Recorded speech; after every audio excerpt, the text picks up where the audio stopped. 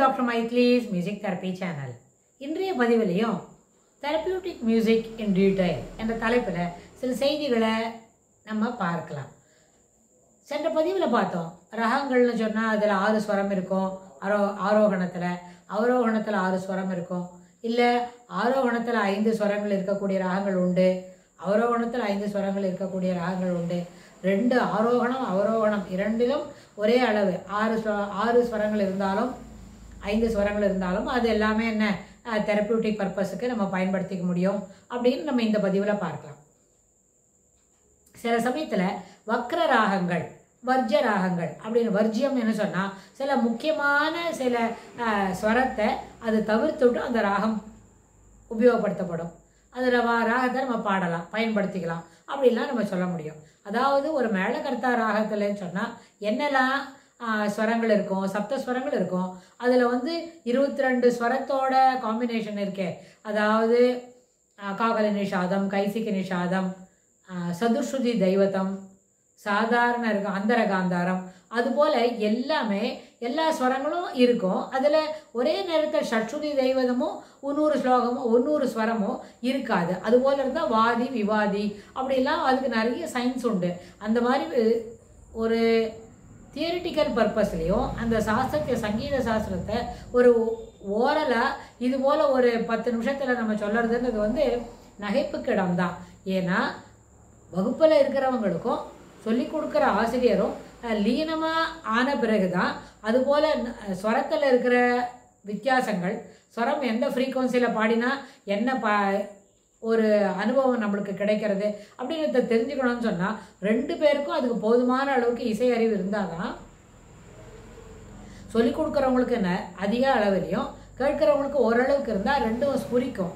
அப்போ தான் அந்த வகுப்பு ஆனந்தகரமாக அமையும். We can enjoy the class அப்படின்னு சொல்கிறோம் இல்லையா, அதுபோல் என்ஜாய்மெண்ட்டுன்னு என்ன, 2 பேரும் சேர்ந்து என்ஜாய் பண்ணுறது அதுபோல் இருக்கணும்னு சொன்னால். ஆனால் இந்த சேனலில் நம்ம என்ன நினைக்கிறோம், இசை என்னெல்லாம் செய்யும் அப்படின்னு பொதுப்படியாக சொல்கிறதுக்கு விரும்புகிறோம். அந்த அடிப்படையில் ஒரு ஸ்வரத்துக்கும் இவ்வளோ ஃப்ரீக்குவன்சி இருக்குது, இந்த கிலோ ஹெட்ஸில் இத்தனை மெகா ஹெட்ஸில் அது நம்மளுக்கு ஃப்ரீக்குவன்சியில் அந்த சவுண்டு வேவ்ஸை நம்ம பர்சீவ் பண்ண முடியும் அப்படின்னு ஒரு சயின்ஸ் இருக்குது.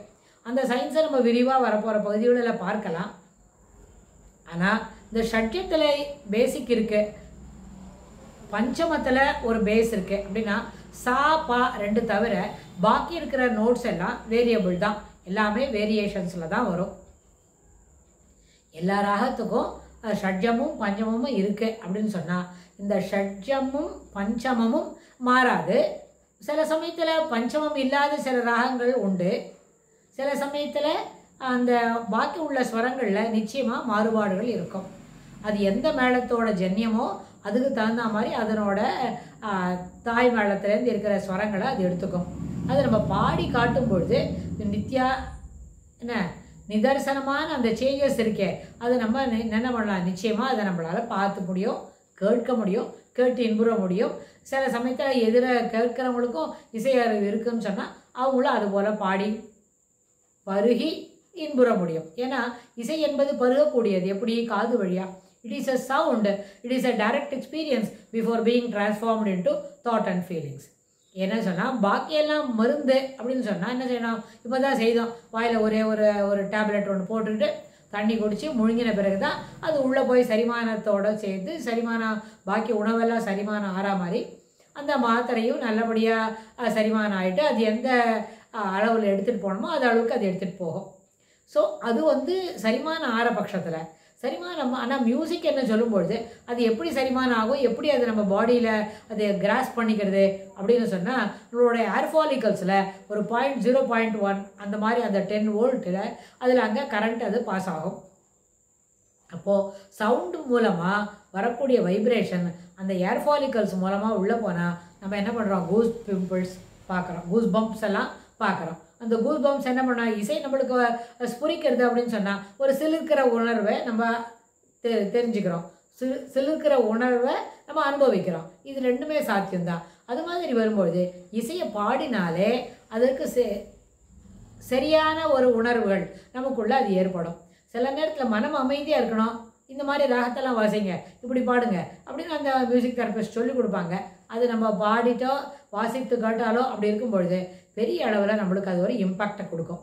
இதுக்கு உதாரணம் சொல்லணும்னா, இந்த டாக்டர் மைத்லியோட மியூசிக் தெரப்பி சேனலில் போய் பார்த்து அங்கே இருக்கிற அவங்களோட வெப்சைட்டில் நிச்சயமாக என்ன பார்க்க முடியும், இந்த மியூசிக் தெரப்பியோட சிடியெல்லாம் பார்க்க முடியும். அந்த சிடியெல்லாம் என்ன இருக்குது, அதில் எப்படி வாசித்துருக்குறாங்க, அது எது போல் அனுபவத்தை கொடுக்கறதுன்னு சொல்லி நேயர்கள் அதை கேட்டுவிட்டு கமெண்ட்டில் எழுதலாம். இன்னும் எதான வேணுமென்னு சொன்னாலும் அது எப்படி இருந்தது, அந்த இனிமையில் எதை உங்களால் பர்சீவ் பண்ண முடிந்தது அப்படின்னு கூட நம்ம கேட்டுட்டு சொல்லலாம். ஆனால் எந்த எபிசோடு கேட்குறதா இருந்தாலும் மியூசிக் தெரப்பியில் இருக்கிற சிடியை நீங்கள் கேட்டு மகிழ்றதா இருந்தாலும் என்ன செய்யணும், முழுமையாக கேளுங்க.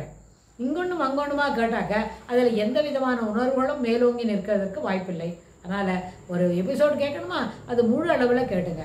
அதே மாதிரி ஒரு மியூசிக் தெரப்பி சிடி இருக்கா, அதில் 4 செக்மெண்ட் இருக்கும், 4 into 15 minutes ஈச் அப்படி இருக்கும். சில சமயத்தில் 1, 2, 10 நிமிஷம் இருக்கும், சிலது 16, 17 நிமிஷம் கூட இருக்கும்.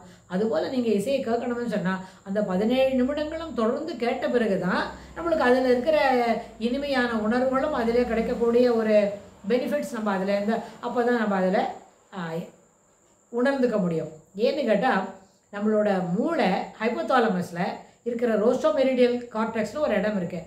அங்கே ஒரு திருப்தி என்ற இடத்த அது அப்பொழுது என்ன பண்ணோம், அந்த வெளிச்சத்தை போட்டு காமிக்கும். ஸோ வி ஹாவ் தட், அந்த நியூரல் நெட்வொர்க்கில் அதெல்லாம் ஸ்புரிக்கிறத நம்ம பார்க்க முடியும்.